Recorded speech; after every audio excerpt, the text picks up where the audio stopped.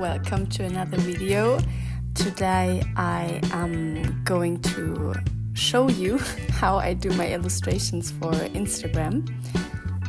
I will show you the whole process of what I usually do, and also in the end I'll tell you how I usually where I get my inspiration from and how things usually unfold when I do an illustration.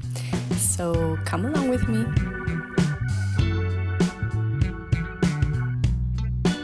Step 1, make a coffee.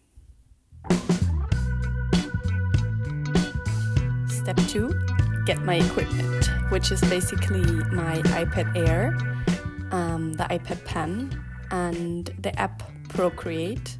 And I actually use Procreate for all my illustrations because it's so intuitive and lovely to use, and I also love the textured brushes for Procreate, which are there by default as soon as you get the app.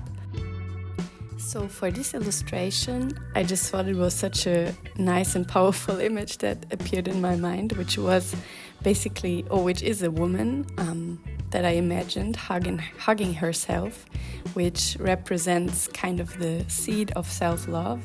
So what I did is having this image in my mind. So I just draw a circle and I try to draw her in the circle. And because I really wanted to have this round kind of outline, because I think it would look really nice. And at that point I really didn't care about proportions. I just wanted to draw her as curved as possible. So then I drew the roots kind of growing from inside of her, and from that I thought it would be nice that a beautiful flower could emerge, because I thought that it was such a nice metaphor, because we have to kind of cultivate the seed and the root and the foundation of our love inside of ourselves first in order to bloom. And that's really what I wanted to transmit or communicate with this illustration. So then this kind of this saying came to me. What after looking at the illustration, it reminded me to be just be so rooted in yourself that nothing can stop you from blooming. And it's really our work and our responsibility to have this foundation, make these foundations in ourselves, to be rooted in yourselves, to support ourselves, to help ourselves to bloom and to really be anchored in ourselves.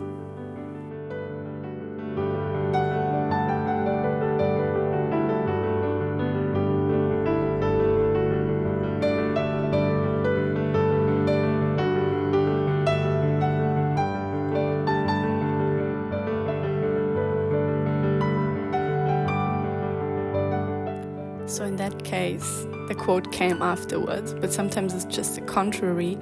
While I have a quote or something comes up in my mind, a saying or anything, and then I write it down, and then the image comes afterwards. And it's sometimes it can be just a word or an impression or a feeling or a state in meditation or nature, or anything actually can be a source of inspiration for me, that can spark this kind of idea for an artwork or an illustration that can afterwards develop. But for me it's really important to keep my mind and especially my heart open to those kind of impulses, and also having something to write with me.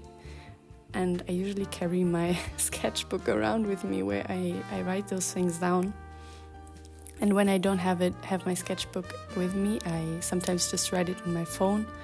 And like this, I just accumulate my ideas, and sometimes yeah, I sit down and it just develops, an image develops from it. Or I start to sketch something and then another idea comes, and like this, it usually develops.